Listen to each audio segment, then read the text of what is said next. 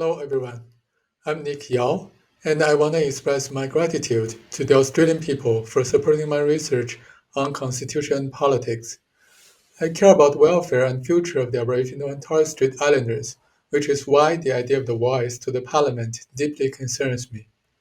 Allow me to present two reasons against the voice. The first big issue is we cannot see a funding plan for the voice, which is a new representative body. This issue can be understood through three small questions. The primary question is, will the voice be run by groups of volunteers or paid representatives? If it operates on a volunteer basis, expecting it to be sustainable would be unreasonable. Anything obviously unsustainable should not be put into the Constitution. On the other hand, if the operation of the voice is handled by paid representatives, then the second question arises. Who will bear the cost of the voice? The cost of the voice includes not only the election of representatives, which will be once in every 2 to 5 years, but also their salary, building and maintenance of their office, and their working costs. Will these costs be covered by all Australians or the Aboriginals only? Considering that the Aboriginal population makes up only about 3% of the entire population, burdening the Aboriginals with the financial responsibility to support the voice will be too much. But what if this high cost is shared by all Australians? Well, in that case, the third question arises. Do you have any concerns whether the voice will be authentic? If all Australians pay, all Australians will become the representatives' boss, and the representatives in the voice would inevitably be influenced or even manipulated by the parliament and the executive government. Nobody can guarantee that the representatives will not trade the interests of the Aboriginals for pleasing their boss. In short, a voice not financially supported exclusively by the Aboriginals is abandoned even before its inception.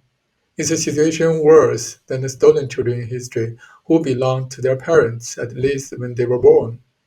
Do you really want such an abandoned voice after the stolen generations? No.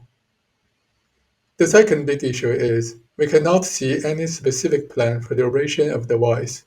In the proposed wording, there is absolutely no detail about the voice's composition, function, power, and procedures.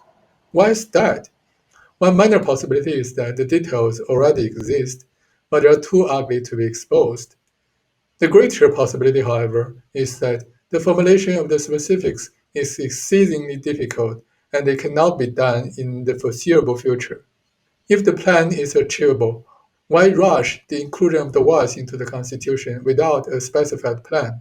When Australians voted for the Constitution in 1899, provisions regarding the composition, function, power, and procedures of the two houses of Parliament were already in place after many drafts, debates, and revisions. Now, the voice is like an empty contract. No matter how appealing the title may sound, such as a double-win contract or an agreement to reconcile, the part and parcel clauses of the contract are absent. Do you want to sign such an empty contract? No. Another close analogy for the voice is a blind marriage. Imagine being single for a long time and finally having the opportunity to marry. However, you know nothing about your potential spouse except their name. You are unaware of their appearance, personal character, financial capability, or even their sex at birth. The only information you have is their name. Do you want to obtain a marriage certificate with this person, leaving all the details to be discovered later? No.